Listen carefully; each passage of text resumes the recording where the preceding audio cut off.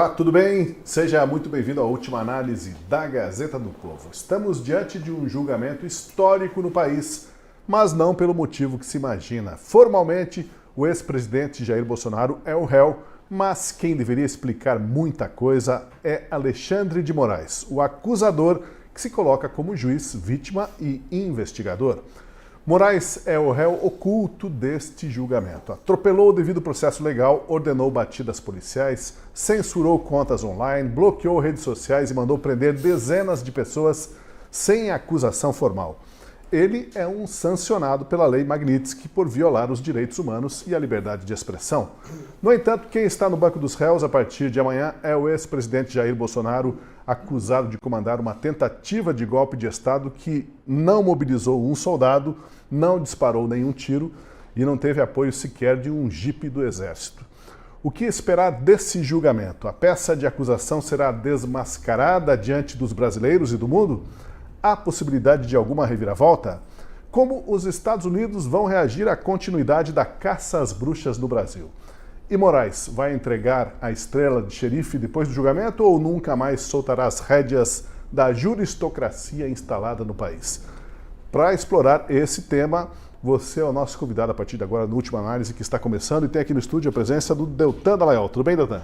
Como vai? Galitose, olha, você que está aqui, você vai ver nesse programa o que você não vai ver nos outros. A gente vai tratar dos crimes que estão para ser tratados nessa semana, mas dos crimes certos. Os crimes de Alexandre de Moraes e não aqueles que não deveriam estar sendo julgados do modo como estão sendo julgados, que são aqueles da suposta trama golpista. Aqui a gente vai falar a verdade, é o único programa que você vai encontrar fazendo essa inversão para tratar dos crimes das pessoas certas, de Alexandre de Moraes e companhia. Olá, Guilherme, olá, Marcília, olá vocês todos que acompanham, apoiam e trabalham com a gente na Gazeta do Povo, levando a verdade, a justiça e a liberdade. Você está pilhado hoje, né? Tudo bem, Guilherme? Tudo bem, Taz. Boa noite. Depois dessa introdução deu tanto, até eu estou ansioso para ver o programa, para saber como é que vai ser. Salve, André Marcília, tudo bem? Como vai? Tudo bem, Toz. O Deltan é pilhado, ele liga até meia-noite para os outros, acredita nisso? Mas... Assim, é que minha vida, não é vida de advogado que dorme umas 16 horas por dia. Outro dia eu falei, posso te ligar à noite? Ele pode. Aí eu liguei lá às 11h30 da noite, ele não me atendeu, eu falei, pô, você já tá dormindo? Aí eu acordei cedo, entrei em contato com ele, sei lá, umas 8 da manhã, não sei que horas eram, e ele não me responde, também ligo para ele não me responde, eu falei, você ainda tá dormindo? Agora, eu preciso repousar a minha cutis. Para enfim, ficar, quem sabe um dia, enfim, para ter depois de uma idade, vocês precisam entender que depois de uma idade a gente precisa, enfim, se cuidar, não é? Como o Tosi bem sabe, que é o mais velho de todos nós. Mas enfim, isso não tem nada a ver com a história. Boa noite a todos vocês, prazer estar aqui. Então, começa amanhã o julgamento do ex-presidente Jair Bolsonaro e de 7 outros acusados de participação numa suposta trama de golpe de Estado. Se for acompanhar pessoalmente o julgamento, Jair Bolsonaro ficará sentado frente a frente com inimigos declarados. Dentre os 5 juízes que vão julgá-lo estão Cristiano Zanin, que é ex-advogado de Lula, maior rival político de Bolsonaro, Flávio Dino, ex-ministro de Lula, alçado recentemente à condição de juiz da corte, e o próprio Alexandre de Moraes, que não esconde o ódio ou antipatia que sente pelo ex-presidente. Pois bem, para começar esse nosso debate, eu pergunto para os colegas, não deveria causar estranhamento que um ex-presidente esteja sendo julgado num tribunal tão recheado assim de adversários políticos ou até inimigos declarados, e que esse tribunal seja sua única e última instância? Se for condenado, não tem para quem apelar. Não causa estranhamento, não deveria causar estranhamento a muita gente isso? Todd, tudo ali deveria causar estranhamento. Primeiro que ele não tinha que estar sendo julgado no Supremo Tribunal Federal. Ele tinha que estar sendo julgado na primeira instância. Ele não tinha foro privilegiado até o Supremo ali, para não dizer malandramente, vamos dizer assim, coincidentemente, nessa mesma época, resolveu mudar a sua jurisprudência. Mas se ele muda a jurisprudência, então ele tem que ser coerente. Se ele diz, olha, a gente vai seguir julgando quem tinha foro privilegiado e perdeu, você tem que seguir a regra que existia. E o foro privilegiado para o presidente da República era o julgamento no plenário, não na turma. Só que aí, veja só, mais uma coincidência, mudam também para jogar o julgamento dele para a turma. Alijano Nunes Marques e André Mendonça desse julgamento, que são as pessoas que foram indicadas justamente por Bolsonaro e incluindo no julgamento quem? Os ministros recém-indicados por Lula, Cristiano Zanin, Flávio Dino, fora o arqui-inimigo Alexandre de Moraes. E aí você tem ali uma panela em que 3 dos 5 ministros que vão julgar são declaradamente, escancaradamente, absolutamente, escrachadamente suspeitos, impedidos para julgar esse caso. Você tem o Moraes, que é inimigo do Bolsonaro, declaradamente inimigo do Bolsonaro, que já declarou que Bolsonaro acabou com a vida dele, que ele não tem mais vida, ele não consegue mais sair na rua, ele não consegue mais ir ao clube, como a gente viu recentemente, todo mundo tirando foto, perdeu até o respeito. Ele tem uma Magnitsky na cabeça dele, por decorrência justamente dos abusos praticados contra a direita e contra o Bolsonaro. Aí você tem o Dino, que já processou ele, que era o ministro da Justiça, o chefe da polícia na época dos atos do 8 de janeiro, que investigou o caso por meio dos seus delegados. E ainda por cima um Dino que chamou ele de diabo e de coisas pior do que diabo. Ou seja, alguém que odeia Bolsonaro. Aí você tem um Cristiano Zanin, que já atuou em processos contra ele e que é aliado, advogado, pessoalmente escolhido por Lula, um aliado histórico de Lula, como advogado de Lula, recém-escolhido pelo maior adversário político do Bolsonaro. Até o New York Times, que é o maior veículo de imprensa do mundo e que é progressista, reconheceu que não tem imparcialidade para Bolsonaro nesse tribunal. Então, Tosi, é bem mais do que um simples estranhamento. Vamos dizer que o Supremo Tribunal Federal está fazendo um múltiplo aí, twist carpado, não é nem triplo, porque você tem foro privilegiado errado, turma e não no plenário, e você tem 3, não é um, 3 ministros suspeitos. E lembrando que Moraes é, claro, além de ser juiz, ele é polícia, ele é acusador e ele é vítima. Deixa eu ouvir lá o André Marcília, depois vamos para o Kilter, vamos por ordem aqui, né, de idades mais velhas, então, né, Kilter? Ixi, Tá já começar ali com Marcília ali. Puxou o avô ali. Não, o Marcília tá com a cutis muito bem cuidada por causa dessas horas de sono dele, então ele engana bem. Mas aí, Marcília... Deixa eu perguntar uma coisa, eu não sei se... Vocês inclinaram a tela ou eu tô com labirintite aqui? Porque tá diferente esse negócio, não tá? A tela tá... Eu tô meio em perspectiva aqui, não tô? Meio de lado? Eu tô muito louco. Andaram mexendo aqui, sim, mas você que teve essa percepção, viu? Eu não tinha feito essa leitura aí, mas... Foi para dar um efeito. É para dar mais foco nos mais bonitos aqui. É para tentar pegar um perfil mais bonito. Não, eu tô... Tá meio... não tá retinho, né?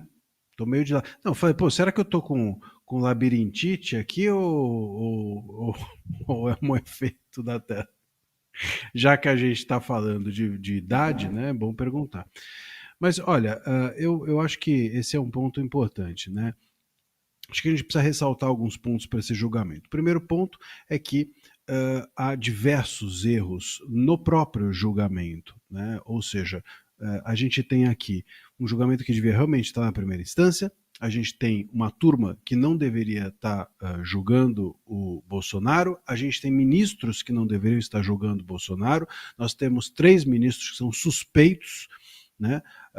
O Moraes, que dizem, a PGR disse que atentaram contra a vida dele. Como é que você pode julgar alguém que quis te matar? Isso não faz o menor sentido. Né? Falo, não, veja só, eu vou ser muito imparcial com a pessoa que tentou me matar. É óbvio que isso não dá. Se tentou matar, não pode julgar. Se pode julgar é porque não tentou matar. Então ou a PGR não falou a verdade, ou o Moraes não está falando a verdade, deixando esse julgamento ser julgado por ele sem que ele possa julgá-lo. O Zanin e o Dino, eles têm processos contra o Bolsonaro. Né, foram atuantes, o Zanin era ministro do Lula, era advogado do Lula, não é? O Dino tem processos pessoais contra o Bolsonaro, então temos 3 ministros suspeitos, e vale dizer que julgar, segundo a lei de impeachment, uma das causas de impeachment de ministro do STF é justamente julgar alguém sob suspeição, para você ver o quanto que é grave, porque é exatamente isso que faz um ministro estar ou não num tribunal de exceção. Se você julgar alguém sob suspeição, você é uma pessoa que está usando o direito para se vingar do outro, como instrumento de vingança pessoal. Então é disso que se trata. Então tem isso. Primeiro, não devia estar ali com eles. Depois que esses ministros não deveriam estar julgando. E terceiro, que o julgamento não é jurídico. Bom, tem ainda um quarto ponto. A gente não deveria estar julgando golpe e abolição, porque golpe e abolição é a mesma coisa. Você já pensou que é viável pensar que é possível dar um golpe sem abolir o Estado? É possível pensar que dá para abolir o Estado sem dar um golpe? É a mesma coisa. Então é o arroz com feijão ali, mas eles estão passando por cima de tudo isso. Se você junta os dois crimes, já vai 30 anos nessa brincadeira. Então, também está errado. E por fim, é um julgamento que é político, não é jurídico. Por quê? Porque não é o Bolsonaro que está sendo julgado, é o bolsonarismo. É o bolsonarismo que está sendo julgado. Hoje nós tivemos aí uma declaração do ministro Barroso, mais uma, sempre ele, né, dizendo, saiu agora, enfim, tô lendo aqui da Folha, empurraremos extremismos para a margem da história. Parece até errado, empurraremos extremismo, né, para a margem da história. Diz Barroso na véspera do julgamento. Quer dizer, ele não está julgando o Bolsonaro, ele está julgando o bolsonarismo, ele está julgando aquela ideologia política. Ele acredita que o extremismo está... Não existe o extremismo em alguém. Alguém pode ter um ato de extremismo, mas se você está rejeitando o extremismo, empurrando o extremismo, está claro que ele está fazendo isso com a ideologia da direita, a ideologia do bolsonarismo. Então eles estão julgando uma ideologia e não uma pessoa. E um tribunal que faz isso é um tribunal político, não um tribunal jurídico. Esses, me parece, são... Assim, a gente precisa, para começar qualquer conversa, entender isso de saída. O Marcília fez menção a essa manchete aí, né? Manchete do Isso. jornal hoje, de a pouco, empurraremos o extremismo para a margem da história, diz Barroso, na véspera do julgamento de Bolsonaro. Barroso que nem está na primeira turma, mas já se associou aos colegas e botou no plural ali, né? É muito vago, né? O que é extremismo? É tudo muito vago, eles não definem, eles deixam aí nebuloso, justamente porque há uma atuação contra uma corrente política. Conta aí, Kilton. Mas o Barroso também já deixou claro um tempo atrás que queria acabar com o bolsonarismo, né? Nós vamos acabar com o bolsonarismo, falou ele no Congresso da UNE. É um dos ministros que eu ficaria curioso de ver se ele se declararia impedido de julgar esse caso, porque ele tem uma declaração óbvia de que nós precisamos. Ele fala bolsonarismo, ele coloca todas as letras, acabar com o bolsonarismo. Essa é mais uma das frases que entra nesse rol aí de declarações contra o Bolsonaro, contra a direita no Brasil. Agora, de fato, é um processo que não deveria existir. Para além do que já falou aqui o Deltan e o Marcília, a gente está falando de uma trama golpista sem um único tanque, sem uma única arma, sem um único cabo. Ninguém, não tinha um militar lá, não aconteceu. O que teve foram forças policiais depois cercando os manifestantes, fazendo a proteção que supostamente deveria existir do patrimônio público, que não aconteceu. Depois a gente tem todas as evidências concentradas na delação do Mauro Cid, que já mudou 3, 4 vezes, já perdi as contas de quantas vezes essa delação mudou. Já também deveria ter sido invalidada e até agora não foi. Aqueles vídeos do Moraes falando, lembra que você tem esposa, filha, não sei o quê. Aquilo é absurdo. Já deveria ter anulado ali a delação do Mauro Cid. Então, eles usam narrativas para perseguir o Bolsonaro. Não deu certo com o cartão de vacina, não deu certo com a baleia, não deu certo com as joias, não deu certo com todos os outros casos que tentaram. Eles estão empurrando o máximo que dá. E não é que está dando certo. Continua sem prova, continua sem nada factual, mas eles empurram, puxando a corda. Uma hora, essa corda vai estourar, como já estourou na cabeça do Alexandre de Moraes com a Lei Magnitsky.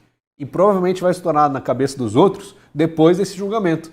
Já saiu no UOL aí ontem de que poderiam haver sanções em tempo real dos Estados Unidos enquanto acontecia o julgamento do Bolsonaro. Eu quero ver se o Flávio Dino, se o Zanin estão dispostos a sofrer essas sanções e ainda sustentar a sua posição e manter o seu voto. Quero ver se o Barroso, com o seu imóvel de 22 milhões nos Estados Unidos, em Miami, está disposto a aguentar uma dessas sanções. Eu duvido muito, eu acho que não. Mas para ir lá na imprensa e falar que tem que acabar com o bolsonarismo, que tem que empurrar o extremismo para as margens da história, aí ele é bem corajoso, ele está bem disposto. Vamos ver, amanhã tem chance do Fux divergir do Alexandre de Moraes e abrir aí a possibilidade de um recurso para o plenário, e aí a gente vai ver se o Barroso vai entrar em campo ou não, o que vai acontecer, se esse presidente do STF de fato vai atuar como ministro ou como político. Olha, quem relata a acusação contra Jair Bolsonaro e outros réus é o ministro Alexandre de Moraes. Agora, a gente vai ter que fazer um resumo, eu peço para vocês, para nós fazermos um resumo, vai ser inédito aqui essa análise, inédita, mas o que a gente pode dizer da ficha do Alexandre de Moraes nos últimos 6 anos e como que a ficha dele, abona ou desabona o papel dele como julgador desse caso. Quem cometeu mais abuso? Bolsonaro, acusado de planejar um golpe que não ocorreu, ou Moraes, que atropela as garantias constitucionais? Vamos nos organizar aí, porque tem bastante coisa para resumir, né, Deltan? Tem bastante coisa, Tosi. Tem 2 grandes conjuntos de possíveis crimes em tese praticados por Alexandre de Moraes. Um conjunto de crimes que são crimes de responsabilidade previstos na lei do impeachment, ou seja, que sujeitam Alexandre de Moraes a um impeachment constitucional, e um segundo conjunto de crimes em tese praticados que sujeitam ele a uma punição criminal de prisão, que são crimes que estão lá na lei de abuso de autoridade. E eu separei uma série de crimes aqui, eu posso ir organizando, Tosi, ir citando os crimes e deixando aqui para o Gui, para o Marcília comentarem, falarem sobre atos que se enquadram. Vamos começar com os crimes de responsabilidade, com os crimes da lei de impeachment. E sempre que a gente fala de crime, a gente tem que falar do que a lei fala. Por quê? Porque algo só é crime quando se enquadra na lei. A gente não pode falar como Alexandre de Moraes, dizer existem crimes, e não falar qual crime, não falar qual especificamente, em qual artigo se encaixa, como eles fizeram com o Monark, por exemplo, e que baniram o Monark das redes sociais, dizendo que estava praticando crimes, mas não fala qual crime, porque aí você não tem nem como ver que encaixa ou não encaixa. Justamente não falavam quais crimes porque não encaixava em nada. Então a gente aqui não vai cometer o mesmo erro que a gente critica neles. Vamos começar... O Deltan, ele fala atentado contra o Estado Democrático de Direito. Tudo é atentado contra o Estado Democrático de Direito, na opinião dele. Mas o Monark não. O Monark não, no caso do Bolsonaro. Né? O Monark ele pegou, fez a decisão dizendo que indícios de crimes, etc, não falou um crime. Um crime, nada, zero. Zero. E o que o Monark tinha feito eram questionamentos às urnas eletrônicas. Então vamos olhar aqui, ó. Artigo 39 da lei do impeachment. Se você quiser, você digita aí no Google, lei do impeachment, você abre lá, artigo 39, você vai ver o que eu estou lendo aqui. Ou seja, é fácil de você checar. Artigo 39. São crimes de responsabilidade dos ministros do Supremo Tribunal Federal. Tem 4 itens aqui que são aplicáveis ao Moraes. Item 2. Proferir julgamento quando por lei seja suspeito na causa, ou seja, quando for impedido. Como é, por acaso, uma vítima, por exemplo. Um juiz vítima não pode julgar o caso. Se julga, profere o julgamento quando por lei é suspeito e está sujeito à pena de impeachment. Próximo, exercer atividade político-partidária. Vamos lembrar do que o Marcília acabou de falar. Acabar com o bolsonarismo, derrotar o bolsonarismo. Aliás, Dino, eu fiquei na dúvida quando você falou aqui que dizer que derrotamos o bolsonarismo é grave. Fiquei pensando, o que é pior? Dizer derrotamos o bolsonarismo ou fazer como o Dino fez, que ele chamou o Bolsonaro de diabo, satanás, demônio e filho do diabo. Eu tenho na dúvida aqui o que é pior, viu, Gui? Então, temos aqui esse primeiro inciso, proferir julgamento quando é suspeito. Segundo, que é o inciso 3, exercer atividade político-partidária. Mais um crime da lei de impeachment. Ser patentemente desidioso no cumprimento dos deveres do cargo. Como, por exemplo, quando você não dá acesso aos autos quando você tem que dar acesso. Quando, por exemplo, você não liberta uma pessoa que está com grave problema de saúde e deixa lá o caso mofando sem decidir, a pessoa morre. Você ser desidioso é quando você não leva a julgamento na tua turma os recursos que você tem que levar a julgamento, como, por exemplo, quando o Bolsonaro pega e recorre contra a decisão do Moraes que impôs as medidas cautelares e você não leva a julgamento. E, em quinto lugar, proceder de modo incompatível com a honra, dignidade e decoro das funções. Eu fico pensando se alguém que viola direitos humanos a ponto de ser punido pela Magnitsky não é alguém que quebra o decoro. Pior do que isso, só se ele mostrasse o dedo para uma multidão. Mas ia ser alguma coisa do outro mundo, né? É impossível acontecer. Queria escutar vocês aí sobre os crimes. Acho que dá para enquadrar 80% dos ministros aí já, né? Eu fui pensando aqui, mas esse entra o Gilmar Mendes, esse entra o Barroso, esse entra... Dá para você fazer a lista. Mas, de fato, a gente tem uma série de violações, possíveis violações, que o Alexandre de Moraes cometeu, se pegar essa lista. Agora, a questão é, beleza, a lei está lá, está escrito, é visível que ele pode ter violado. Agora a questão é, o Senado vai fazer o quê? A gente já tem pedido de impeachment, já tem diversos senadores se manifestando contra Alexandre de Moraes, pedindo seu impeachment. Beleza, já tem as causas, já tem a justificativa. Mas será que a gente vai ter de fato um presidente corajoso o suficiente para pautar isso? O Davi Alcolumbre, enquanto continuar lá, com certeza a gente sabe que não vai fazer. Independente da pressão popular, independente do que aconteça, ele já falou, ó, não me peçam impeachment, nem que tenha 81 votos eu pauto. Ou seja, não adianta. A lei não é só o STF que está fazendo a lei, não vale nada, a Constituição. O Senado também está ignorando a lei. O presidente do Senado, Davi Alcolumbre, está ignorando a lei. O crime de responsabilidade está lá. Ele faz vista grossa, não vê. Não são só os ministros do STF que têm que prezar pela lei. O Senado também, o Congresso também, e eles não estão fazendo isso valer. Só que eles, a gente pode cobrar. Eles têm pacto de fato, a população ir atrás. Os ministros, a gente pode criticar, como a gente vem criticando já tem anos, a gente pode falar, pode denunciar, eles só vão recuar quando algo maior for na cabeça deles, como o Magnitsky. Quando as sanções chegarem individualmente em cada um, quando eles perderem passaporte, visto, cartão de crédito, o raio que o parta, aí talvez eles recuem. Enquanto isso, não vai acontecer. A gente tem que cobrar os nossos senadores para fazer valer todas as possíveis violações que o Deltan mencionou aqui.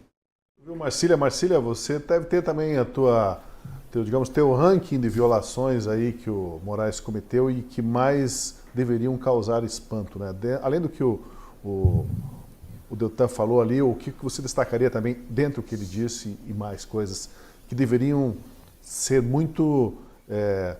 repercutir mais do que repercutem, tanto internamente quanto fora do país. A gente vê as reportagens que tratam do assunto da mídia tradicional e mesmo às vezes fora do país fala assim, o Brasil teve um juiz que se destacou, um juiz muito proativo, que recebeu poderes dos colegas para salvar a democracia. Mas nesse processo se pergunta se ele não teria, né, exagerado na mão, se não teria cometido abusos. Tudo tem a conjunção adversativa, mas, né, Marcília, e depois da conjunção aí cabe um monte de coisas que o Moraes aproveita e vai fazendo. Foi fazendo e está fazendo. É difícil a gente relacionar tudo que há de ilícito hoje promovido não só pelo Moraes, mas pelo STF. Vamos lembrar que o Moraes não fez isso sozinho, né? Tem feito com os colegas de turma, os colegas do plenário, tem feito também com os seus assessores dentro do gabinete, como tem sido revelado aí na Vaza Toga 1, 2, agora também saiu a Vaza Toga 3 e quantas outras sabe-se lá que virão. Então, tudo isso revela um conjunto de ilícitos graves, e eu acho que o mais grave de todos eles, né, e que a gente precisa aqui destacar é a violação do que o artigo 37 da Constituição exige de todo gestor público, que é a impessoalidade. Esse pode parecer menor, mas é algo gravíssimo, porque no momento em que você trata o Estado de forma pessoal, no momento em que o Estado passa a servir a sua subjetividade, servir aquilo que você pensa, servir aquilo que você gosta, enfim, servir a você, então nós não temos mais um Estado. O Estado democrático de direito, como eles gostam de falar, não existe se o povo não for o soberano. Não existe se a ideia abstrata de um atendimento ao interesse público, à coletividade, não estiver em jogo, né? Então vamos pegar essa frase aí, por exemplo, do Barroso, né? No momento em que ele fala assim, nós derrotaremos o extremismo. Bom, nós quem, cara pálida? Né? Nós quem? O STF, então o STF tem os próprios interesses, nós quem? O Brasil, mas quem disse que o Brasil, esse é o interesse do brasileiro? Né? Se você fizer uma pesquisa e sair por aí pesquisando, se você quer que o STF derrote o extremismo, eu acho muito difícil que nós tenhamos a maior parte da população dizendo, ai sim, pelo amor de Deus, STF nos salve do extremismo. Eu acho que o STF, inclusive, no momento em que ele se torna esse suposto guardião a que ele mesmo se outorgou ser o responsável por combater o extremismo, ele se torna um extremista. Ele se torna o extremismo que ele tanto quer combater no outro. E ele viola as regras. E ele viola as regras que diz que o outro está violando. Então esse é o problema. O problema é que o STF, no momento em que ele quer combater o extremismo sem ninguém pedir, ninguém pediu. O STF não é o Batman. O STF não é o Superman. O STF, e ninguém precisa de Superman e nem do Batman. Até porque o Batman não existe. Né? Não existe, é um conto de fadas, né? É uma ilusão, uma fantasia. Então alguém que salva algo é sempre uma fantasia, sempre está nesse lugar do delírio quase, se você acredita nisso. Alguém que se vê como um herói é um idiota, em geral. Todo mundo que, eu sou um herói, pode ver um imbecil. Não tem um cara que se acha herói que, puta, não cai do cavalo, porque não existe isso. O mundo é muito mais complexo do que essa possibilidade de você rotular alguém ou um tribunal como salvador, como herói, como o que quer que seja. Então, no momento em que eles fazem isso, eles se tornam o extremista. No momento em que eles fogem das regras para conseguir alcançar o seu objetivo, eles se tornam o marginal. O STF se tornou, dentro do país, um poder marginal.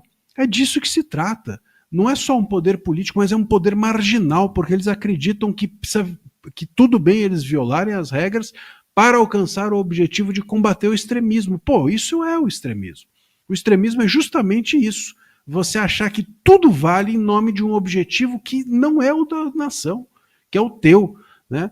E o dos teus, é o teu e o dos teus, daqueles que pensam igual a você. Agora, se a maioria da população não pensa igual a você, então o teu objetivo é uma porcaria, não deve ser levado em consideração.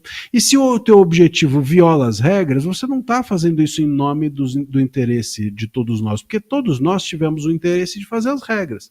A coletividade, ela se resume nas regras que fizemos. Se você acredita que você precisa violar as regras para chegar a algum lugar, você não está fazendo isso em nome da maioria que está representada nas regras. Marcília, você falou da impessoalidade e eu acho que tem um recorte aqui de uma matéria do New York Times no fim de semana que demonstra bem o que está acontecendo em relação a esse ponto da impessoalidade. A matéria diz que Moraes recusa abrir mão dos seus poderes que foram expandidos em 2022, apesar de Jair Bolsonaro já estar há quase 3 anos fora do cargo de presidente. A reportagem destaca que o governo brasileiro e o STF vincularam totalmente a democracia do país ao juiz Moraes. E aí, né, como falar em existência de democracia se ela está vinculada a uma única pessoa, né? Essa história de pessoalidade e impessoalidade. Isso por si só já não atesta que o regime, na verdade, é um regime autoritário? Com certeza, com certeza. O ponto que o Marcília fez foi muito inteligente. Por quê? Porque quando você desobedece uma vez a regra, você vai ser sujeito a uma punição. Agora, se você desobedece sistematicamente a regra, você é um usurpador. Você está usurpando um poder que não é teu. Não lhe foi conferido. Vamos lembrar que o Poder Judiciário ele foi criado para ser um poder técnico que aplica a Constituição e as leis que são feitas, elaboradas ou reformadas por outro poder, que é o Poder Legislativo.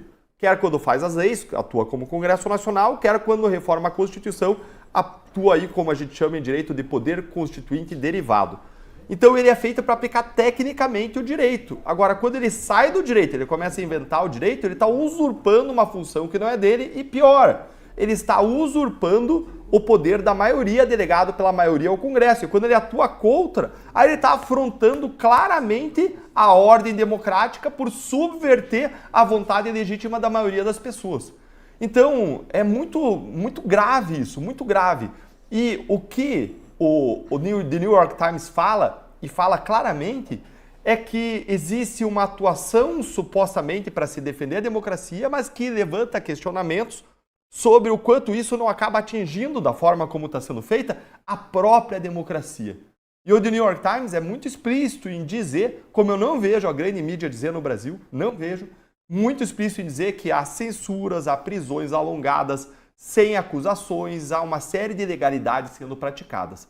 Agora, o que fica de vergonha para a grande imprensa tradicional é a gente precisar de um grande veículo internacional progressista de esquerda precisar dizer isso.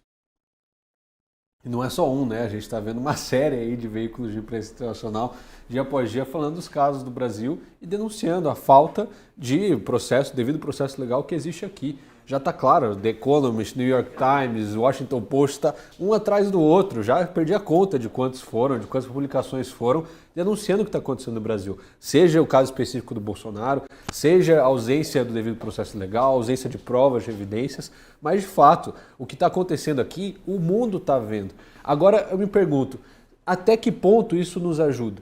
Porque até agora, beleza, está saindo da imprensa, o Alexandre de Moraes já sofreu suas sanções, já foi denunciado na Corte Internacional. O que mais dá para fazer? Está todo mundo vendo, está todo mundo condenando, já tem até sanção. E aí? Cabe a nós agora, como povo, a gente colocar isso para rodar. A gente fazer isso valer. A gente tem que sim continuar indo para a rua. Tem gente que até hoje perdeu a esperança. Fala, para que eu vou para a rua? Para que eu vou para manifestação? Não adianta nada. Ora, se nós, como povo brasileiro, deixarmos de fazer o que cabe a nós, por que os outros lá fora fariam alguma coisa? Essas sanções que a gente está vendo nos Estados Unidos, contra essas violações contra os direitos humanos do Alexandre de Moraes, isso é um fruto de muito trabalho. O Eduardo está lá nos Estados Unidos, Paulo Figueiredo, Alan dos Santos, todo esse povo está lá exilado há muito tempo, já tentando falar com o governo americano sobre isso, sobre esses abusos. E nós aqui precisamos continuar denunciando. Sim, cansa. A gente vir aqui toda semana falar do Alexandre de Moraes, vir aqui toda semana denunciar as ilegalidades desse processo, falar tudo que está errado. Mas se a gente parar, quem que vai fazer? Não dá para a gente continuar dependendo para sempre do pessoal que está lá fora, dos governos americanos, da imprensa internacional. A gente precisa continuar com o povo brasileiro acreditando no nosso país, que a gente pode retomar a democracia, retomar o devido processo legal. É indo para a rua, é cobrando senadores, é cobrando quem dá para a gente cobrar, é pedindo impeachment, é pedindo para os caras saírem de lá. É o que a gente pode fazer por enquanto, se a gente não for preso por isso. Porque tem centenas de pessoas condenadas à prisão, que já estão há muito tempo presas pelo 8 de janeiro, que são gente como a gente, que estavam lá na manifestação em Brasília. Ou seja, sim, sabemos que existem essas ilegalidades. Sim, o mundo todo está denunciando isso. Agora, a gente não pode largar o barco, a gente tem que continuar lutando e brigando pelo nosso país. Agora, Marcília, sobre o julgamento em si, eu fico pensando assim, toda essa dinâmica do julgamento também é uma forma de expor os abusos cometidos e de demonstrar novamente que existe um ativismo judicial desenfreado. E eu fico pensando se o Moraes terá aquele jeitão dele que lhe conduzia nas oitivas, nos interrogatórios, né, de falar, não, doutor, o senhor está cortando minha palavra? Sim, estou cortando sua palavra. Né, coisas do gênero, assim, dele se impor na base da truculência e não dar espaço para o contraditório. Dessa vez vai ter muito mais gente prestando atenção e, de certa forma, também pode criar uma sensação assim maior de farsa, né, de alguma coisa armada, pela própria dinâmica de julgamento em que a defesa vai poder falar e vai poder argumentar e vai ter que cobrar alguma coerência dos julgadores. Né? Você não acha que tem aí uma boa chance de expor a motivação dos magistrados, uma motivação um pouco distorcida em relação aos réus? Eu não acho que o Moraes vai surtar nesse último julgamento, né? Vai ter chilique e subir nas tamancas, porque eu acho que ele está já satisfeito, né? Ele fez isso durante o julgamento, porque o Mauro Cid tinha aquela coisa meio equívoca, né? O Mauro Cid não sabia não sei se vou ou se fico, não sei se fico ou se vou, não sei se fico, não sei se vou, em homenagem aqui ao nosso querido saudoso Roberto Leal. A gente tinha aqui o Mauro Cid fazendo esse jogo muito pouco claro. Então, o Moraes estava muito irritado com tudo isso, né? Agora não. Agora eu acho que chegou na hora. Ele está na sobremesa, sabe? A gente fica irritado, né? Quando a gente ainda não comeu, né? Pô, tá demorando a comida, né? O garçom veio e disse que esse prato não tem, ô doutor, esse prato não tem, o senhor não quer escolher outro? Aí você começa a ficar irritado na beça e reclamar e etc. Mas agora já comeu bem, né?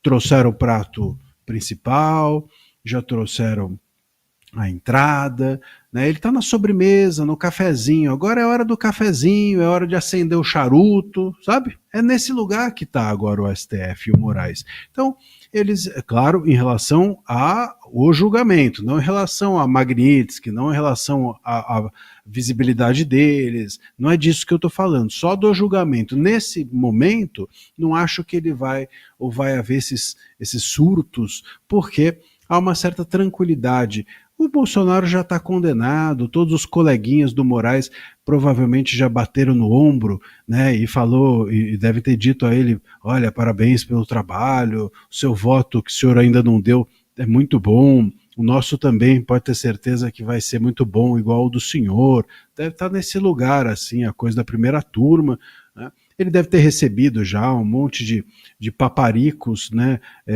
dos juristas de esquerda, né?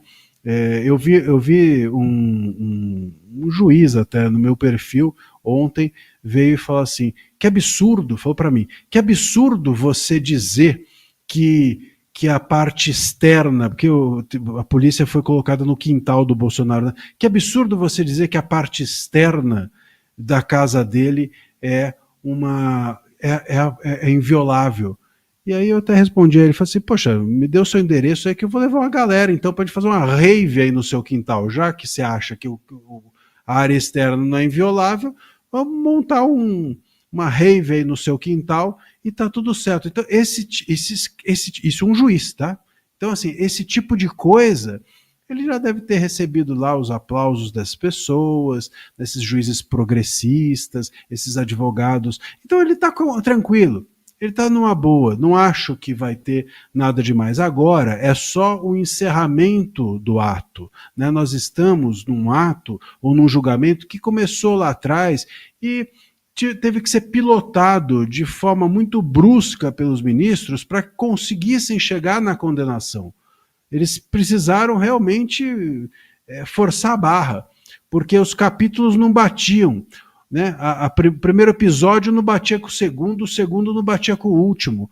Agora eles já fizeram o que tinham que fazer, vão apenas contar para nós a condenação que já está pronta. É disso que se trata. Eu não acho que vai ter nenhum episódio desses que a gente assistiu até hoje, a não ser que o ministro Moraes seja muito provocado, porque afinal de contas ele também, a gente sabe que não leva provocação para casa, aí talvez tenha algum episódio assim. Tirando isso, não vejo. Doutor, eu fiquei imaginando assim, se não é uma chance da defesa, né, expor algumas dessas incoerências e fazer o Moraes, digamos, passar vergonha, os ministros passarem vergonha dos seus votos depois, né? Porque a chance agora também é da defesa contestar e apontar as incoerências, os erros, botar a mão na ferida. E isso vai ser transmitido para o país todo, né? Então, será que não tem uma chance de fazer os ministros pelo menos passarem vergonha e ficarem mais expostos? E aproveitando a pergunta do Tosi, você ou Marcília já viram algum ministro mudar o voto porque a defesa foi bem na sustentação oral? E, aliás, é o seguinte, aproveitando isso, é o seguinte, na fase interrogatória, né, as defesas foram muito coleguinhas do Moraes, né? Eu sei que faz parte do direito chamar, excelentíssimo ministro, muito prazer estar aqui diante do senhor, encontrá-lo novamente, coisa tal, mas espera lá, né? Numa situação agora de julgamento, dá para ter um pouco mais de chute na canela, um pouco mais de agressividade, incisividade na hora de interpelar, na hora de apresentar a defesa, né, doutor? Legal, Tosi. Como é que vai ser esse julgamento a partir de amanhã, 9 horas da manhã, quando ele vai iniciar? Começa tudo com a abertura da sessão de julgamento por parte do presidente e não pelo Alexandre de Moraes. O presidente é o Cristiano Zanin. Em seguida, ele vai passar a palavra para, aí sim, Alexandre de Moraes, relator, que vai ler o seu relatório. Depois disso, se vai passar a palavra para o Procurador-Geral da República, em nome do Ministério Público Federal, fazer a sua sustentação oral pelo prazo de até 2 horas. Depois dele vai ser o delator. Vai ser o Mauro Cid, que vai ter a palavra por até 1 hora para fazer sua sustentação. Depois vem os advogados dos réus por até 1 hora cada para fazer sua sustentação. É praxe no ambiente judicial que os advogados sejam muito educados, elegantes com os magistrados. Até porque eles têm não só um caso, eles têm vários casos em tramitação lá. E da sua elegância, da sua educação, da sua gentileza, isso pode impactar e impacta certamente a abertura ou não das portas para eles poderem defender os seus clientes, apresentar as suas razões, levar petições pessoalmente e conseguir prioridade nas decisões por parte dos ministros. E vou falar aqui em português claro. A advocacia de Brasília, não necessariamente a advocacia desse caso do 8 de janeiro, mas a advocacia em Brasília em geral é a advocacia da influência. Você paga para advogados que têm bom relacionamento, que conseguem ir dentro do gabinete do ministro para fazer ele escutar o teu caso. Porque a maior parte dos casos, e o Supremo julga dezenas de milhares de casos por ano, eles são julgados ali rapidamente, sem uma análise dos argumentos, de modo muito prático, pelo parecer que o assessor traz, e todo mundo vai com o relator, nem analisa. Então, para você conseguir destacar e fazer o cara estudar o teu caso, entender teu argumento, ouvir teu ponto de vista, você precisa de alguém que consiga entrar lá e ser ouvido. Tem alguns que até, eu vi teu sorrisinho, eu já consegui ler sua mente, tem alguns que entram até de bermuda lá dentro do Supremo Tribunal Federal para despachar com os ministros do STF. E tiram foto de bermuda dentro do STF. Eu não desafio você a entrar de bermuda num fórum da sociedade. Eles vão te barrar, mas tem gente que entra de bermuda lá no STF. E essas pessoas aí recebem muito mais dinheiro. Por que vários advogados querem que esposas, filhos de ministros façam parte do seu escritório? Porque esses filhos, esposas, conseguem abrir as portas dos gabinetes para eles entrarem e serem ouvidos. A esposa vai falar lá com o ministro no jantar, olha, tem um advogado lá do meu escritório que precisa de um horário no seu gabinete para despachar um caso. Ele vai dizer, sim, eu atendo. Ele não precisa nem ser desonesto, dizer, vou dizer sim, vou dizer não, vou atender, vou dar, não vou dar. Ele só abre um espaço na agenda. E isso tem um valor imenso do seu ponto de vista monetário.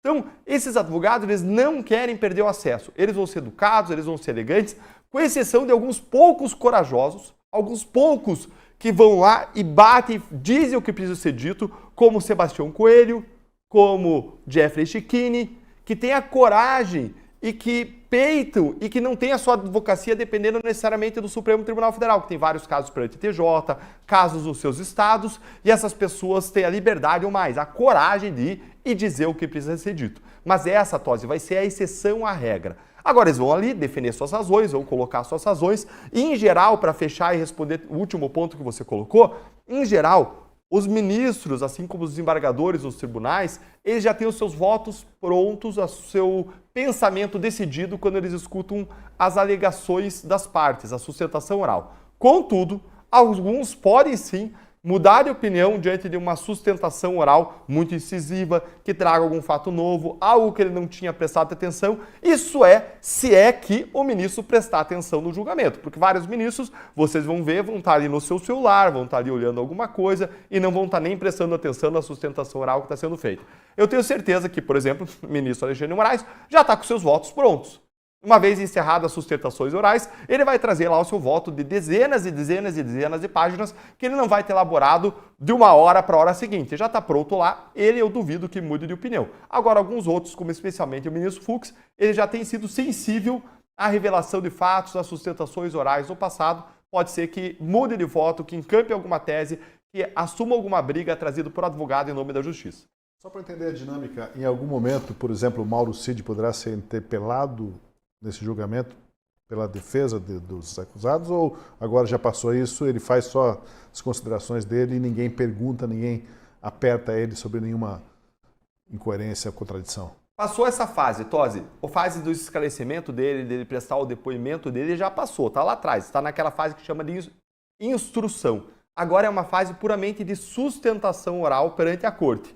Além dos advogados fazerem as suas sustentações, apresentarem seus argumentos, eles vão falar sobre os fatos, sobre as provas, sobre a lei, sobre o que se aplica, é possível, durante o julgamento, algum esclarecimento de questão de fato que pode ser perguntado para algum advogado que está ali presente, fora de ordem, questão de fato, questão de ordem, alguma matéria legal que vem, algum problema levantado em audiência.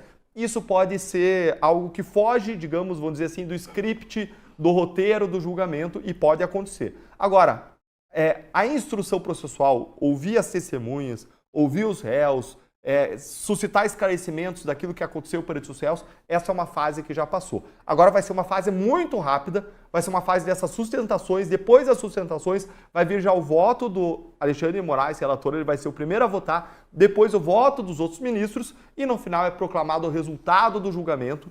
A lavratura do acórdão vem depois disso, porque depois de proclamado o resultado, vários ministros deram seu voto ali oralmente e acrescentaram alguma coisa, eles vão reduzir isso a escrito e vão colocar tudo junto num grande documento que ele chama de acórdão, que recebe no começo dele o que ele chama de ementa, que é um resuminho do julgamento.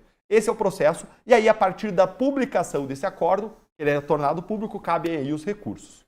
O Deltan foi um professor aqui, né? Colocou o processo, como vai ser feito, o protocolo, modus operandi, como tudo vai acontecer, a ordem dos fatos, mas também tem o outro lado, que é que os ministros estão levando esse julgamento quase que fosse uma final de Libertadores.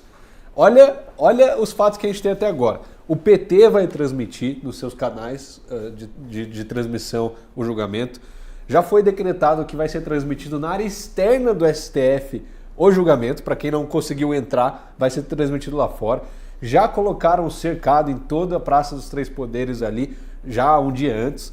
O Exército já falou que não vai aceitar manifestações em frente aos quartéis e os ministros receberam sessão de massagem hoje, um dia antes do julgamento. Eles estão tratando isso daí como se fosse final de campeonato. Eles vão chegar lá e dar um show. É claro que a gente sabe que tem uns que não, mas Moraes, Flávio Dino, acho que eles estão vendo assim, hoje é meu dia de brilhar. Eu vou aparecer na TV Justiça, toda a imprensa vai estar assistindo, todos os jornais. Dia eu de vou noiva. ter o meu corte. Fala aí, Marcílio. Dia de noiva. Dia de noiva. Foram no spa hoje. O voto do Alexandre de Moraes, acredito que está pronto desde o dia 9 de janeiro de 2023. Não está pronto agora, de ontem para hoje. Faz muito tempo que ele está com isso daí, pensando nisso, escrevendo, rascunhando. Ele pensa nisso o dia todo, eu imagino. Só gasta tempo nisso daí. Agora, tem essa fixação com o Bolsonaro. Eu quero ver como vai ser o voto do Fux, como o Deltan falou aqui. Ele, de fato, tem feito perguntas, tem ouvido os advogados, tem se posicionado aí falando, não, esse processo não devia estar aqui, devia estar no plenário, não tem foro privilegiado. Então ele parece uma voz mais sensata na turma.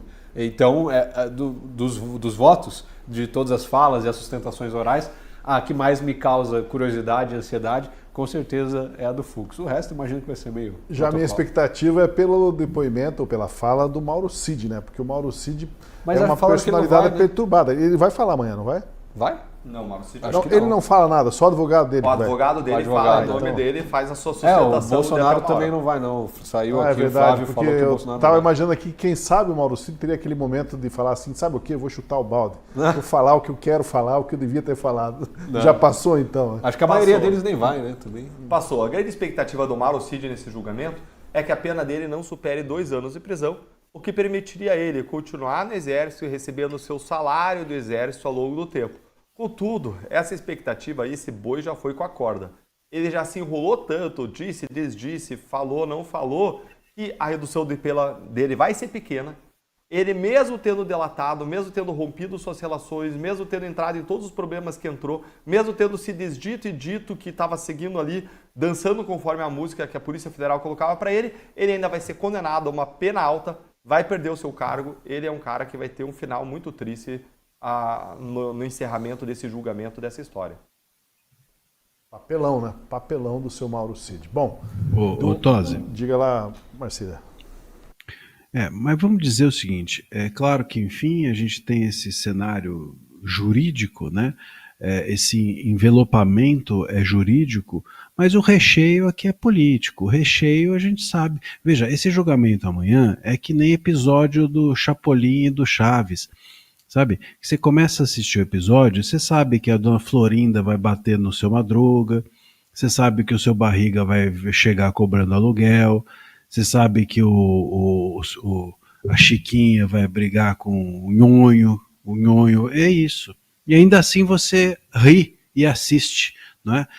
Então as pessoas assistem, a gente vai assistir, mas a gente sabe o que vai acontecer. A gente sabe muito bem que o Chaves vai acabar assim, que vai acabar assado, que... Você entendeu? E um pouco... Então tem uma coisa meio mórbida nisso tudo, e não de expectativa. E a mediatização desse julgamento, ou a preparação, ou até mesmo o fato do PT transmitir, ou enfim, as pessoas estarem preocupadas com isso, não é pelo meu Deus, o que vai acontecer? Qual será o resultado? Né? Será que vai dar ou não vai dar?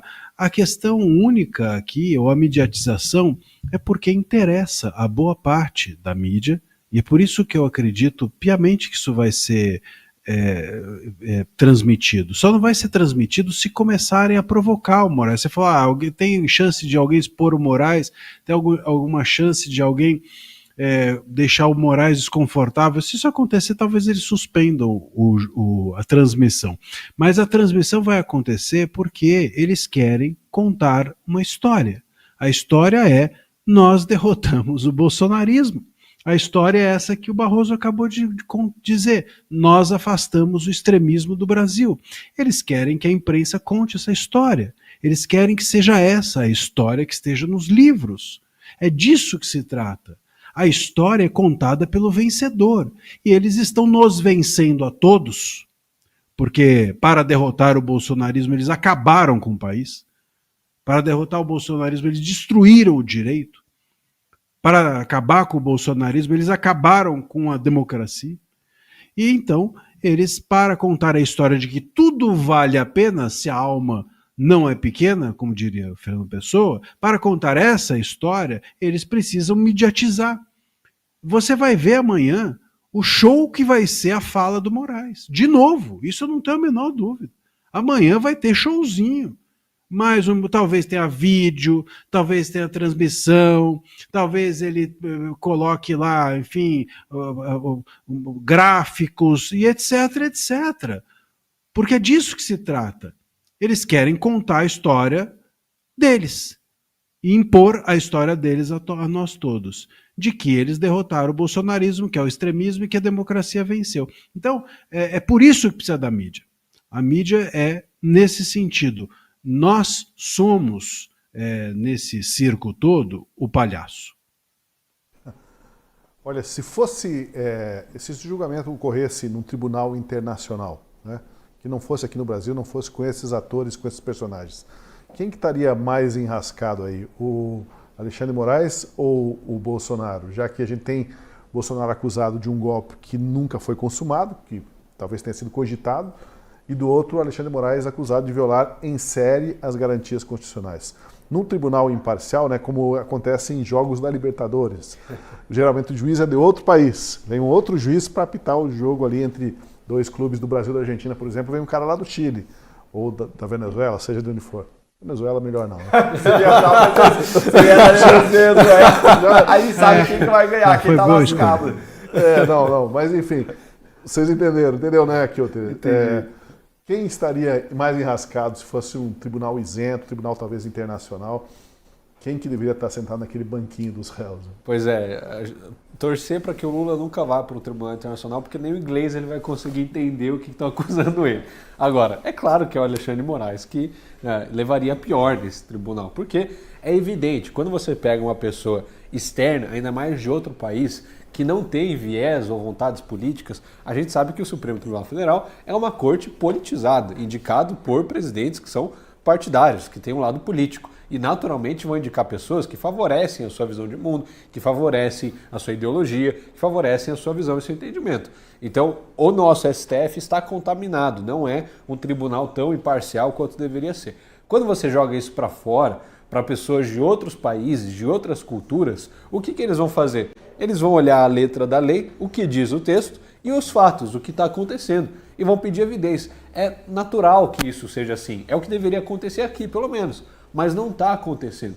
Então eu imagino, se você pega lá juízes dos Estados Unidos, da Europa, Alemanha, tal, até da Rússia que seja, os caras vão lá olhar para aquilo ali e falar, poxa, peraí, aqui não está certo, não teve golpe, não, essa delação não está valendo, isso aqui deveria ser julgado por outros ministros, isso aqui não deveria estar no Supremo Tribunal Federal. Todas essas ilegalidades que a gente tem apontado, é só você traduz a lei que o Deltan trouxe aqui, fica evidente, mostra os fatos, tudo que está acontecendo, as falas do Alexandre de Moraes, todo o caso, ali o julgamento da trama golpista, fica claro, fica nítido, cristalino, que Alexandre de Moraes, sim, tem violado os direitos humanos, assim como o governo americano já taxou o Alexandre de Moraes como violador. Agora, tem toda essa questão de que os Estados Unidos, não, o Trump é malvadão, o de extrema-direita, ultraconservador e tudo mais. Beleza, meu amigo, mas continua sendo a maior potência do planeta, que categorizou o Alexandre de Moraes como violador de direitos humanos. Você acha que isso vai ser visto como por um tribunal internacional? Com certeza não vai ser muito bem visto. Com certeza já vai começar com o pé esquerdo. Quem são as pessoas que são alvo da Lei Magnitsky? São pessoas que violam direitos humanos reconhecidamente pelos Estados Unidos. Isso já coloca um alvo gigante nas costas dessas pessoas e o Alexandre de Moraes já está marcado, já está taxado. O sistema internacional já condenou o Moraes. Agora, esses processos no Tribunal Internacional levam anos. Na Corte de Haia, demora o negócio para acontecer. Dificilmente a gente vai ver uma decisão nos próximos anos envolvendo o ministro Alexandre de Moraes. Como eu falei, cabe a nós, internamente, buscar a melhor solução. Fazer tudo que está ao nosso alcance, trocar os senadores, trocar o presidente do Senado. É o caminho mais rápido. Não vai, é claro que essas ações no exterior agilizam o processo, são catalisadores. Quanto mais sanções eles sofrerem, mais vai esquentar a temperatura aqui dentro, mais vai dar para a gente pressionar, a gente cobrar os representantes, cobrar os senadores. Mas isso por si só não vai resolver. Dificilmente vamos ter uma decisão de um tribunal internacional condenando Alexandre de Moraes ou que seja nesse sentido. Até porque, depois de condenar, vai ter o dilema do governo Lula. Entrega ou não entrega?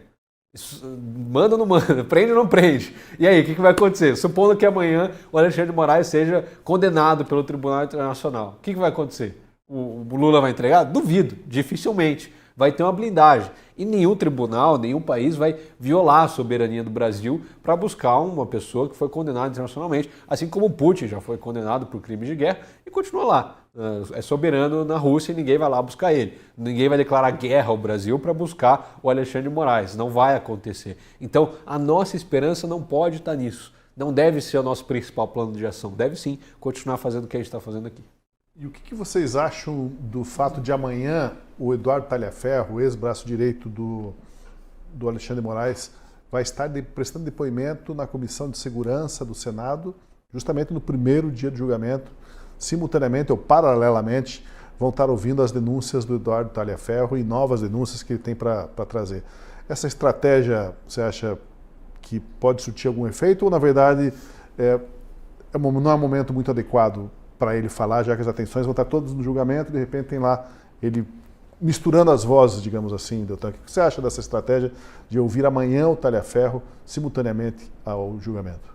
É importantíssimo que o Talhaferro seja ouvido, que ele traga à tona os fatos, que ele relate, porque, diferentemente de um caso de um hacker que viola a intimidade das pessoas, vai, pega as mensagens, o caso da Vaza Toga é um caso de um reportante, do que a gente chama de whistleblower, uma pessoa que sopra o apito, que reporta crimes de que toma conhecimento no âmbito do Estado. E quando isso acontece, esses crimes podem e devem ser investigados. Então, quando o Talhaferro ele traz relatos relevantes, isso tem que ser objeto de uma atuação de uma CPI.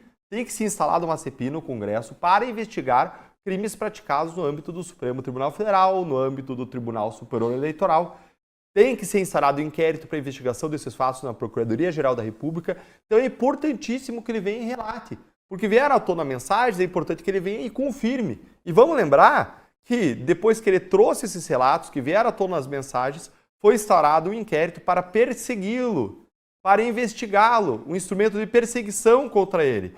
E agora, recentemente, o Alexandre de Moraes pediu extradição dele. Contudo, tem instrumentos internacionais, convenções internacionais que protegem a figura do reportante.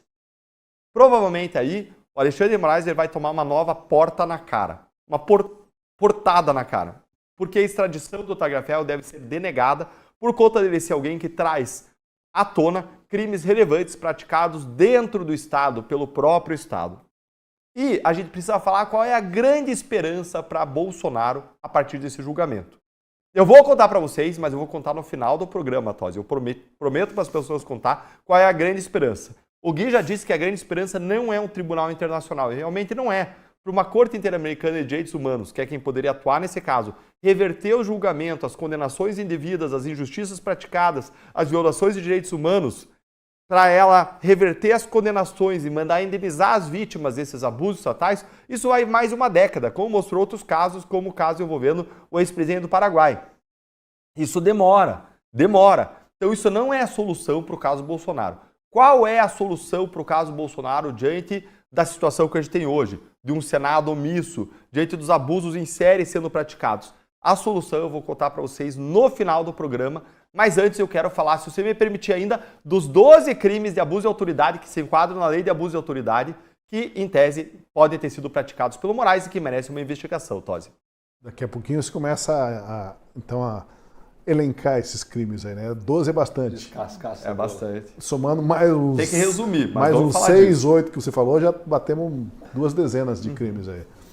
Mas, Marcília, o que você imagina que pode ter o efeito de novas denúncias do Talhaferro? O Talhaferro, que tinha fechado com o canal de TV, parece que não deu muito certo, né? O canal de TV quis fazer perícia no que ele disse, nas provas que ele apresentou, e agora ele está, de novo, buscando espaço para falar para entregar essas denúncias, o espaço adequado, que é uma comissão do Senado, a Comissão de Segurança. E bem no primeiro dia de julgamento, no mínimo vai causar algum constrangimento, né? Está lá o braço direito do Alexandre de Moraes, ex-braço direito, falando contra ele no momento em que ele está conduzindo ali o julgamento da década. Eu acho que veja, o Talhaferro, ele, enfim, tem falado, né? Acho que fica claro aí que as vaza-togas foram baseadas no Talhaferro, acho que ele próprio não esconde mais isso. Embora quando o ministro começou a investigá-lo, ele ainda não deixasse isso claro, né? Então, provavelmente tivemos aí jornalistas investigados inicialmente para se chegar no Talhaferro. Mas agora eu acho que o que é também ilícito, mais um dos ilícitos, porque o sigilo de fonte do jornalista é constitucionalmente protegido. Mas o ponto aqui sobre a fala dele, eu confesso que, claro, ele tem que falar, acho que ele saiu na imprensa diversas vezes, né, a Vaza-Toga 1, a Vaza-Toga 2, a Vaza-Toga 3, todas baseadas nas mensagens do Talhaferro. Acho que é hora dele, portanto, falar ao Estado, não mais à imprensa. A imprensa revelou, quem já repercutiu o assunto, né? Acho que é hora mesmo dele ir ao Congresso e lá revelar, sobretudo, o ambiente em que ele estava e, em especial, as tais ameaças que ele disse, né, que sofreu ou que receava sofrer, porque cabe ao Estado também proteger agora o Talhaferro, proteger as falas dele, seguir permitindo que ele fale daqui para frente. E eu confesso que fico curioso, até estive em um programa com ele há algum tempo, e uma das perguntas que eu fiz foi essa: quando que nós teremos mensagens em que o ministro aparece falando? E a resposta dele foi: não, comigo ele não falava, né? E com isso o material vinha dele. O meu ponto é, quando que nós teremos, né, as mensagens dos demais auxiliares? Porque esse é uma questão interessante. Os demais auxiliares, os juízes auxiliares, estão muito confortáveis. Então o Talhaferro se expondo, mas e os juízes? Eles não vão ser punidos? Eles não vão ser investigados? Ninguém vai fazer nada em relação a esses ministros que aparecem nessas mensagens, a esses juízes que aparecem nessas mensagens de forma até sádica, achando tudo muito bonito, achando tudo muito bom, comemorando a vitória do Lula. Como é que é isso? Tá tudo certo? Essas pessoas não estão mais no gabinete do Moraes, mas estão no judiciário. São juízes e desembargadores que seguem o seu dia a dia como se nada houvesse. Sério mesmo? Vai ser dessa maneira que o CNJ vai tratar a coisa? Vai ser dessa maneira que a corregedoria dos tribunais tratará isso? Vai ser dessa forma que a PGR, que a PGR a gente sabe que vai, mas e aí? E embaixo? Ninguém vai fazer nada? Sério mesmo? E se em algum momento fizer, talvez esses juízes se sintam desconfortáveis com o que fizeram e revelem outras mensagens, porque essas mensagens desses juízes certamente envolvem aí o ministro Moraes. E isso é um capítulo que eu gostaria muito de ver em algum momento breve. Tantas conversas, né, de WhatsApp. Agora, o Tosi, desculpa, eu só não respondi a tua pergunta. Então, rapidamente, sobre amanhã, né, sobre sair isso. Veja, é bom que a gente diga também, o Deltan vai fazendo o cronograma do rito, etc. Vamos dizer o seguinte: eu acho que a grande vedete, vamos dizer, desse julgamento são os votos dos ministros. Os votos não vão aparecer amanhã, né? E nem depois da manhã. Os votos provavelmente vão aparecer, inclusive, no final da semana, ou na semana que vem. E isso é que a gente quer ver mesmo, né? O resto vai ser advogado falando lá, que, enfim, com todo o respeito à classe, ninguém aguenta. Nem o Moraes, né? Nem o Moraes. Sobretudo o Moraes. Muito menos, né? Olha, a tese da Procuradoria-Geral da República, encampada pelo Alexandre de Moraes, é de que as invasões e depredações de 8 de janeiro foram o ponto alto da tentativa de abolição violenta do Estado de Direito. O advogado do Jair Bolsonaro, o Celso Vilardi, sublinhou que a acusação se agarra a 8 de janeiro como um mantra, porque sem um elo entre Bolsonaro e os atos de vandalismo, esse elo que eles tentam fazer existir, não existiria o crime de golpe de Estado que precisa de violência ou grave ameaça para ser configurado, né? Se 8 de janeiro foi tentativa de golpe, então, eu digo, foi a pior tentativa de golpe da história. Sem armas, sem soldados, com o comandante do golpe passando férias nos Estados Unidos, lá longe, já tendo passado, inclusive, o comando das tropas para outro. Por que é tão difícil para algumas pessoas enxergar a seção pastelão deste suposto golpe? E pior, o preço disso é que foram enquadrados idosos, mulheres, por atentado violento ao Estado de Direito, gente que foi punida com penas de até 17 anos de prisão. Para manter essa narrativa, vale qualquer coisa. E se alguém se insurge contra a narrativa, aí a pessoa é uma traidora da pátria, né? Eles não podem, de maneira nenhuma, perder essa ligação que eles tentam construir, por mais que seja um fio muito fininho, muito frágil. Nem sei se existe fio aí em relação ao suposto golpe de Estado e os atos do 8 de janeiro. Se existe fio, é um fio imaginário, Tosi. Agora eles não podem perder, porque tanto o crime de golpe de Estado como de atentado violento contra o Estado Democrático de Direito exigem violência ou grave ameaça que você só tem no 8 de janeiro. Então eles precisam desse liame para dizer que os crimes não foram apenas cogitados, não foram apenas preparados, eles foram executados. E foram executados com aquilo que os crimes exigem para serem considerados reais, praticados, que são violência e grave ameaça. Então eles precisam disso. Agora deixa eu colocar em contexto. Tem 5 grandes discussões que vão acontecer nesse julgamento. Primeira discussão referente a violações dos direitos dos réus, violações processuais, nulidades. Essa é a primeira grande discussão. Falta de acesso aos autos, sigilo em coisas que não deveria ter, acareações não gravadas, não transmitidas e por aí vai. Segunda grande discussão, impedimento e suspeição dos ministros. Terceira grande discussão, validade e força probatória dos depoimentos do Mauro Cid. Quarta grande discussão, um bolo de questões de mérito, de fundo. As provas são fortes, as provas são suficientes? Existe aí apenas atos preparatórios ou existem atos de execução? Existe um liame entre os atos preparatórios e o 8 de janeiro? São todas questões que vão ser discutidas no mérito. E aí a dosimetria de penas, que é a fixação de penas, que vai ser impactada por uma questão que vai ser discutida aqui também, que é a absorção de os crimes pelos outros. Você pode dar a pena separadamente, como o Moraes tem feito, para o crime de abolição violenta do Estado Democrático de Direito e golpe de Estado, ou você tem que considerar que um crime absorve o outro, um consome o outro, porque isso impacta diretamente a pena. Então tem essas 5 grandes discussões que vão ser feitas para todo mundo entender aqui o enquadramento do julgamento amanhã, e dentro do quarto ponto, que é o mérito do caso, vai estar exatamente esse ponto que você trouxe, e como eu disse, eles precisam forçar, inventar onde não existe um liame, porque sem isso eles não têm... Golpe de Estado da história. Eu imagino que não há registro de qualquer golpe de Estado, né, que tenha seguido um script tão furado assim, tão pouco verossímil. Dado por e-mail, né? Dado por WhatsApp dos Estados Unidos. Tinha plano para matar o Moraes, o Alckmin, o Lula, né? Era um negócio escabroso, pelo que eles contam. Mas assim, se fosse aplicar a igualdade aí entre os casos, ora, também tem que condenar o Boulos, o pessoal da TST, pela invasão que fizeram ao Congresso, machucaram muito mais gente, quebraram muito mais coisa na Câmara dos Deputados. Tem que condenar o MST pela invasão do Ministério da Educação, colocaram fogo, invadiram, depredaram, machucaram gente. Esses passam impunes. Esses não são condenados por atentado violento ao Estado Democrático de Direito, por golpe de Estado. Não, eles passam a régua e está tudo bem, não ligam ao Lula, mesmo que o Lula tenha forte apreço ao MST, não ligam ao Lewandowski, mesmo que o Lewandowski tenha... Eles não são condenados nem por vandalismo, porque na verdade são movimentos sociais, né? E aí como movimentos sociais estavam ali fazendo uma reivindicação, por mais que eles entrem num campo de pesquisa, por exemplo, de uma empresa como a Syngenta e saiam destruindo lá os testes, né?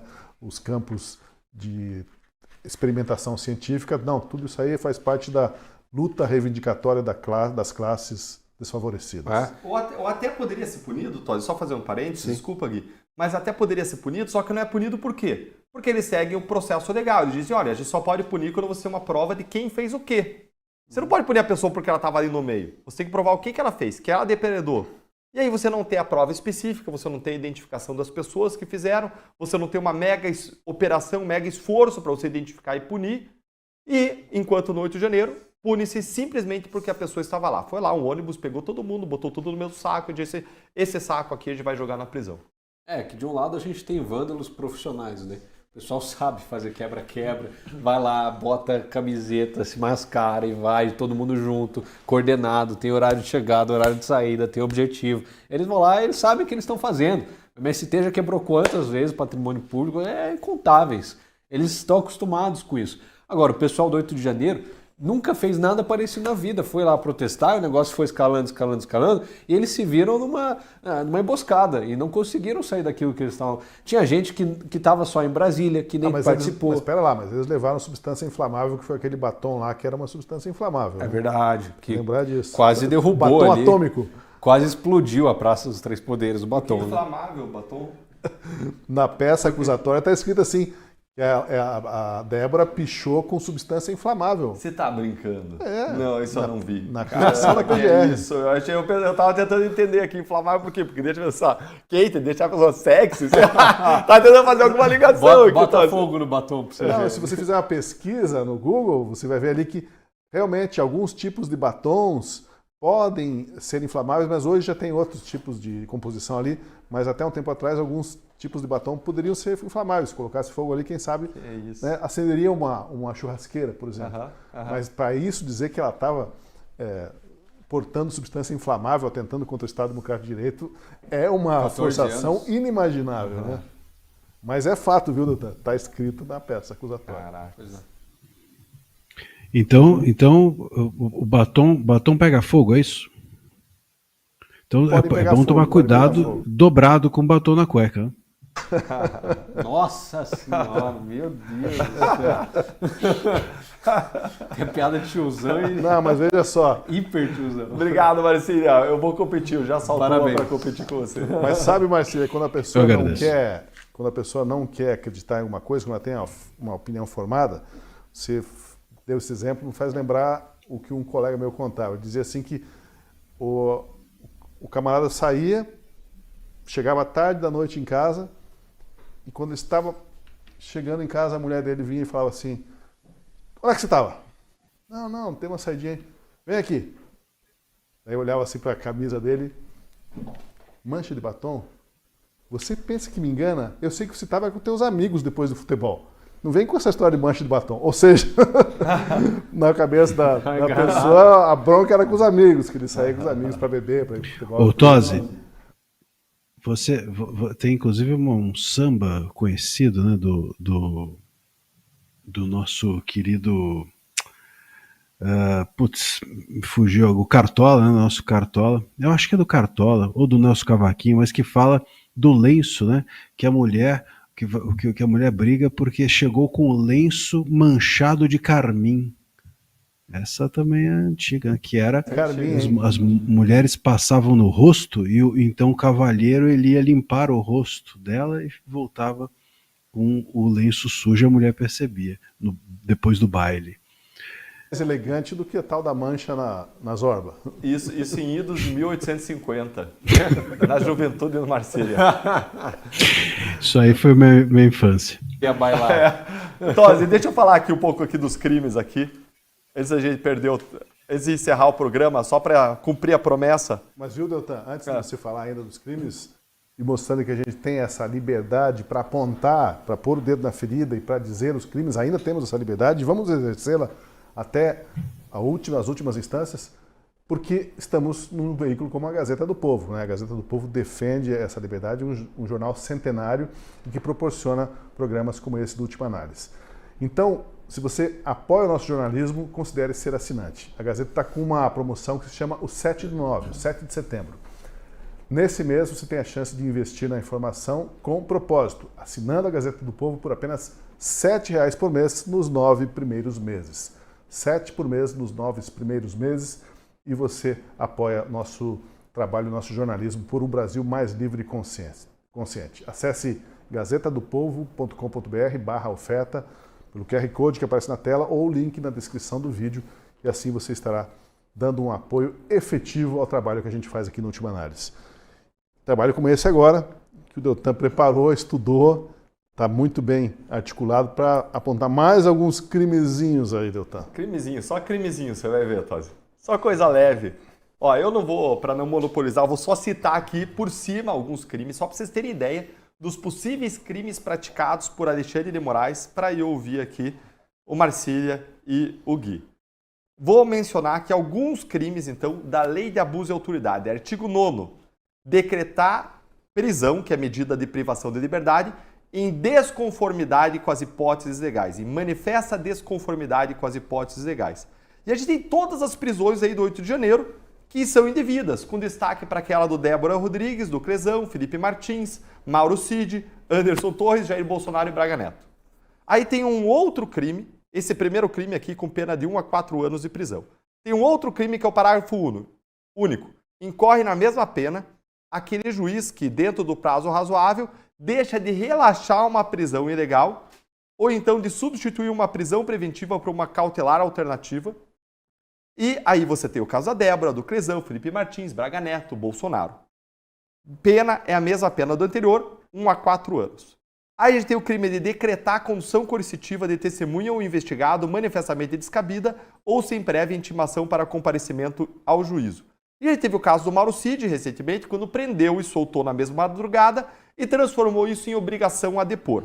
Pena de 1 a 4 anos. Aí a gente tem o artigo 15.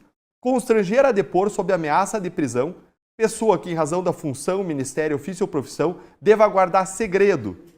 Pena, prisão de 1 a 4 anos. E aí a gente tem a família Mantovani, porque foi juntada a conversa sigilosa com os advogados. Tem o caso Bolsonaro também, que tem as conversas dele com o advogado Trump. Aí, artigo 27. Requisitar a instauração ou instaurar um procedimento investigatório de infração criminal em desfavor de alguém, faltando indícios da prática de crime. Pena, detenção de 6 meses a 2 anos. E a gente tem todos os casos aí do inquérito das fake news. Moraes aí investigou, puniu pessoas por falas lícitas, legítimas, protegidas pela liberdade de expressão, sem falar que fake news e desinformação no Brasil não são crimes. Não são crimes. Tem uma série de casos aí do Vaza-Togas, Twitter Files, arquivos do Congresso americano. Artigo 28. Divulgar gravação ou trecho de gravação sem relação com a prova que se pretenda produzir nos autos, expondo intimidade ou vida privada ou ferindo a honra ou imagem do investigado ou acusado. É o que aconteceu agora com o caso Bolsonaro, toda aquela exposição dos áudios com Malafaia, irrelevantes para a investigação. Pena, prisão de 1 a 4 anos. Artigo 30. Dar início ou começar uma persecução penal, ou seja, uma acusação criminal sem justa causa fundamentada ou contra quem sabe inocente. É só lembrar do caso Felipe Martins. Pena de 1 a 4 anos.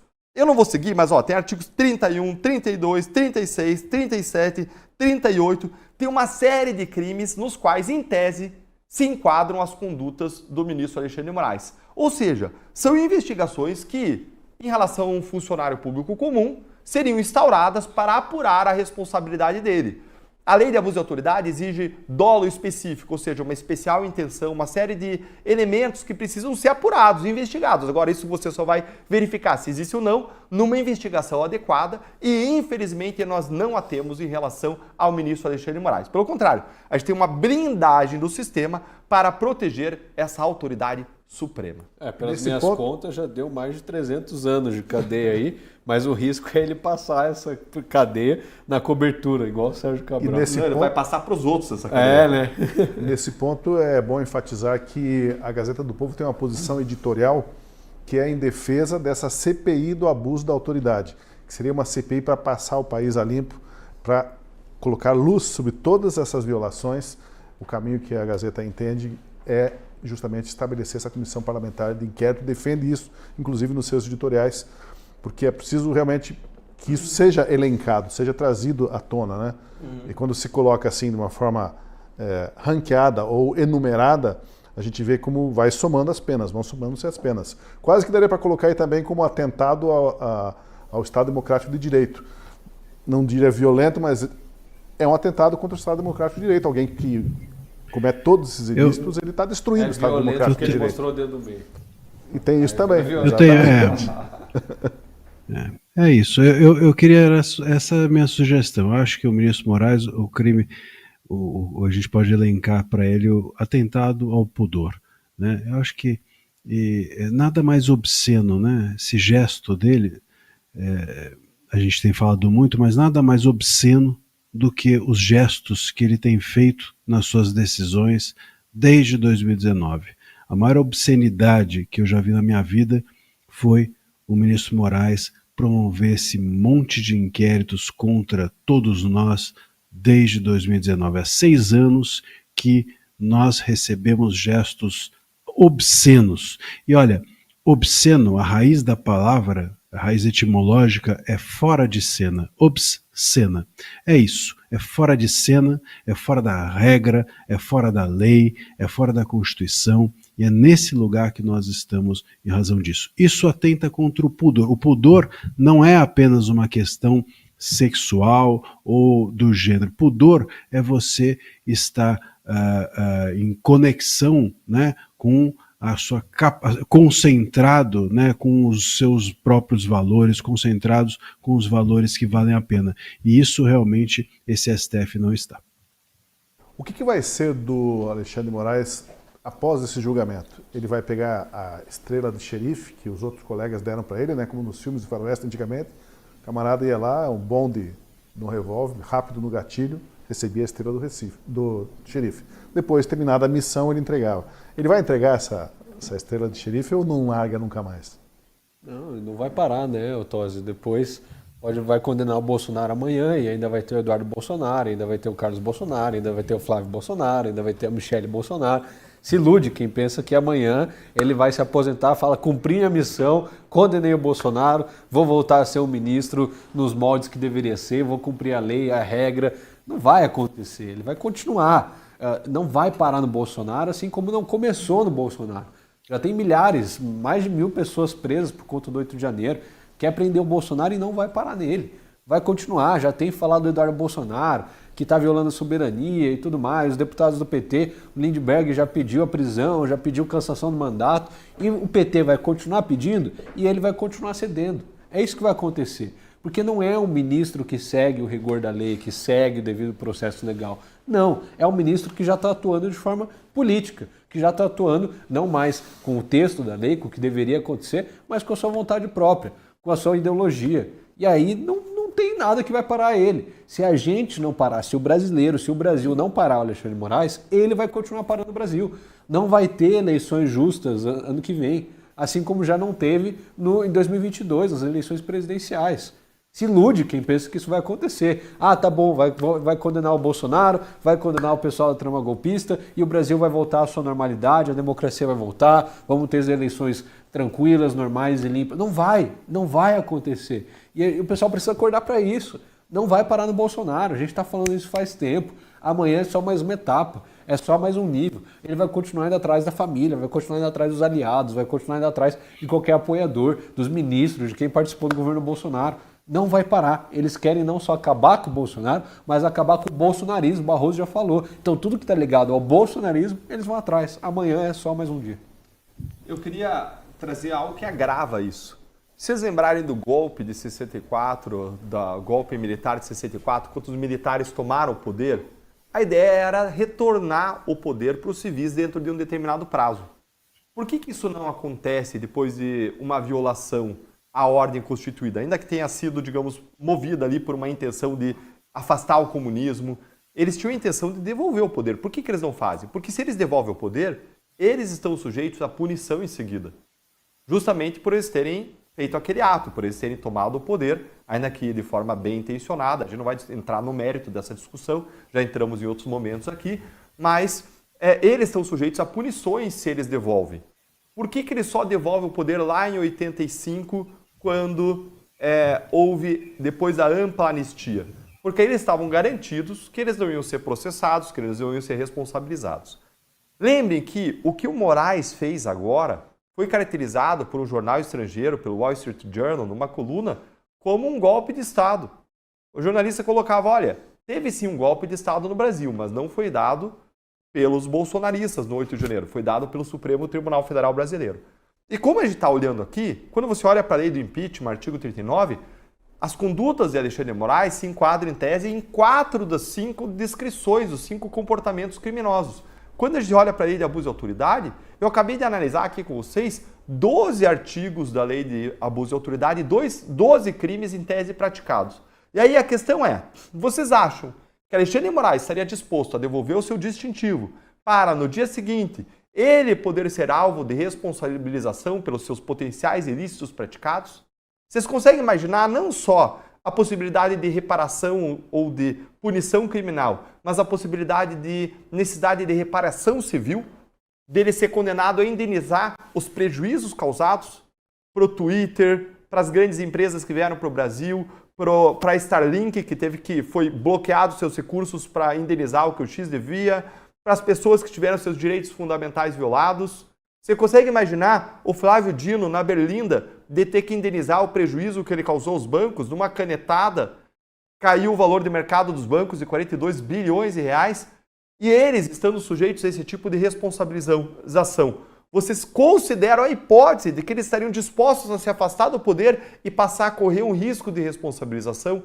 Jamais, jamais. Seja então pelo que o Gui falou, por uma sede de poder, por uma litigância, por uma militância ideológica, seja pelo receio de no futuro eles virem a ser responsabilizados, não existe a menor chance deles abrirem mão do poder que eles concentraram no Brasil. Por isso que, aproveitando que a gente está encerrando o programa, eu quero dizer qual que é a única saída para o Bolsonaro.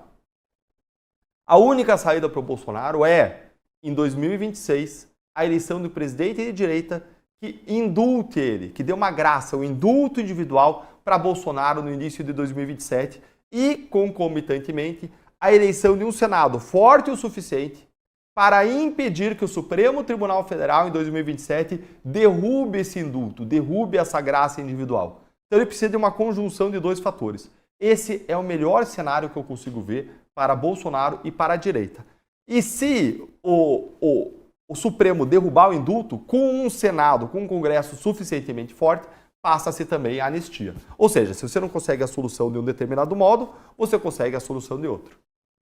Isso tudo apenas para zerar o jogo, não é nem para colocar ninguém em situação de vantagem, né? É só para evitar que os abusos continuem sendo cometidos e zerar o jogo.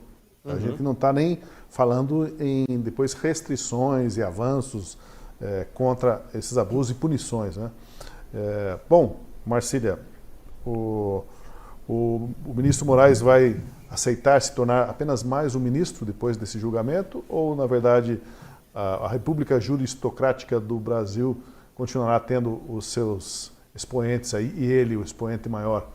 Pelo menos é o que ele transparece o tempo todo, né, entre os colegas, que ele que é o verdadeiro expoente dessa juristocracia. É isso, ele não vai parar, né? A gente estava falando, eu até comecei falando que o que estava em julgamento não era o Bolsonaro, mas era o bolsonarismo.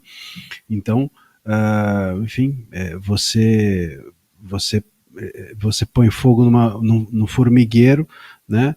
Aí tem outro formigueiro, é assim que eles vão tratar essa história. E depois que o bolsonarismo, se eles conseguirem soterrar o bolsonarismo, sobrará ainda alguém, né, que levará as ideias do Bolsonaro para a direita, e a direita é que é o problema. E, então assim, não tem fim, e não tem fim porque o desejo deles é de que o Brasil fosse outra coisa. Eles queriam que o Brasil fosse um Brasil de esquerda. Eles querem ou gostariam que o povo pensasse com uma cabeça de esquerda. E se não pensa com uma cabeça de esquerda, então o povo precisa ser recivilizado. É nesse lugar que estamos. Aliás, outra fala do Barroso. Então, nesse ponto que eles não vão parar. Não vão parar. E não é só o Moraes. Tira o Moraes, vem outro. Porque eles estão ali mais ou menos pensando a mesma coisa. O Moraes, ele é um cara que, enfim, ele pulou enfim, pulou o muro da sanidade, vamos dizer assim, mas os outros, mesmo que de alguma maneira sejam mais contidos, têm a mesma cabeça. Se você botar assim na mesa, eles têm uma mesma visão de mundo sobre isso, a respeito do que é o extremismo e do que é o normal. O normal é ser de esquerda, o extremismo é ser de direita. Então eles não vão parar. Né? É isso, não vão parar. Aqui é um ato inicial de algo que, enfim, precisa ser realmente, entendo eu, contido pela política. Só que a política está submetida de quatro a tudo isso, infelizmente. E só um último ponto, eu falei do Cartola, não é aquele samba do Carmim, o samba chama-se Resignação, estava olhando aqui, é do Geraldo Pereira. Muito bem, depois vamos ouvir esse sambinha aí, para ver se... Geraldo Pereira, Resignação, é isso? Resignação. Ficou a dica, então, cultural de hoje. Obrigado, Marcília, pela participação. A gente volta a nos falar amanhã. Tem mais julgamento, tem o julgamento propriamente que começa amanhã. Obrigado, Deltan, também voltamos a nos falar essa semana. Kilter, e obrigado especialmente a você que esteve com a gente. Acompanhe sempre a Última Análise de segunda a quinta-feira, às 7 da noite, e a reprise no dia seguinte pela manhã. Até o nosso próximo encontro.